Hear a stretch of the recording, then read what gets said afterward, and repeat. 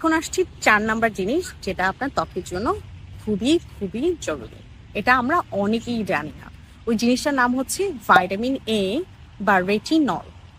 চিকিৎসা বিজ্ঞানে এখন পর্যন্ত স্কিনের যত ধরনের কসমেটিক রিজনে জিনিস আবিষ্কৃত হয়েছে, তার মধ্যে সব থেকে বেশি গবেষণায় প্রমাণিত হয়েছে ত্বকের জন্য ভালো হচ্ছে ভাইটামিন এ বা রেটিনল।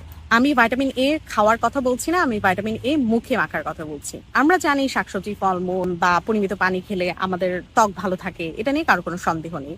কিন্তু আমি আজকে খাবার দাবার নিয়ে কথা বলছি না, আমি বলছি কোন কোন জিনিস মুখে মাখলে আমাদের স্কিন ভালো থাকে, রাইট?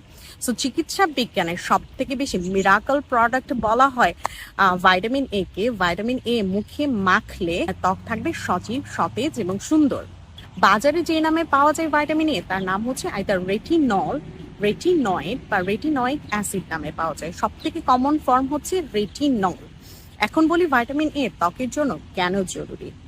এরা আমাদের ত্বকে 3 ধরনের কাজ করে। যখন আমাদের বয়স হয় তখন আমাদের ত্বকের রিজেনারেশন পাওয়ার এত ভালো থাকে না। তার উপর সূর্যের রশ্মি, environmental pollution, free radical damage, নানা কারণে আমাদের ত্বকের ক্ষতি হয়, রাইট? আপনি দেখবেন যে একটা 18 বছরের মেয়ের যেরকম সুন্দর ত্বকের গ্লো থাকবে, হয়তো 30 বছরের মেয়ের এত ভালো গ্লোয়িং স্কিন থাকবে না, যদি আপনি ঠিকঠাক মতো যত্ন না নেন।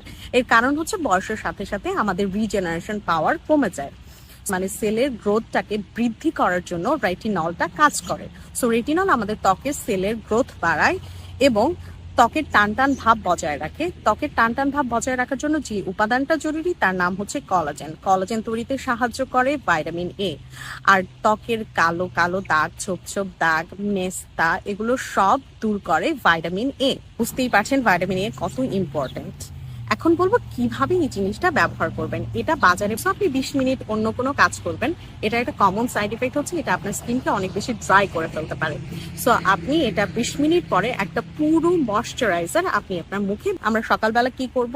আমরা সকালবেলা ঘুম থেকে উঠে হালকা পানি দিয়ে মুখ ধুয়ে ফেলবো। তারপর যদি আমরা বাসায় থাকি তাহলে একটা ময়শ্চারাইজার ব্যবহার করব। আর যদি আমরা রোদের আলোতে বাইরে যাই বা বাইরে বসে ইউটিউব ভিডিও বানাই, তাহলে আমরা একটা সানস্ক্রিন ব্যবহার করবো। এই সানস্ক্রিন যতক্ষণ আমরা বাইরে থাকবো 2 ঘন্টা পরে পরে রিঅ্যাপ্লাই করতে হবে। আর তারপর আপনি সারাদিন অফিসে যাবেন, কাজকর্ম শেষ করবেন, রাতের বেলা বাসায় ফিরবেন। রাতের বেলা আপনার স্কিনের অবশ্যই একটু টেন্ডার লাভিং কেয়ার লাগবে। সো আপনি রাতে বাসায় এসে মুখ ধুয়ে ফেলবেন এবং এই সময় পানি এবং সাবান দিয়ে মুখ ধুবেন। সাবানটা হতে হবে মৃদু, ফোমিং সাবান হলে ভালো, গন্ধ ছাড়া সাবান প্রেফারেবল। সাবান পারেন এবং I am telling you, in future 10 years down the road you'll be thanking me and এটাই হচ্ছে চিকিৎসা বিজ্ঞান এবং বিজ্ঞান ভিত্তিক ভাষায় ত্বকের যত্ন এর মতো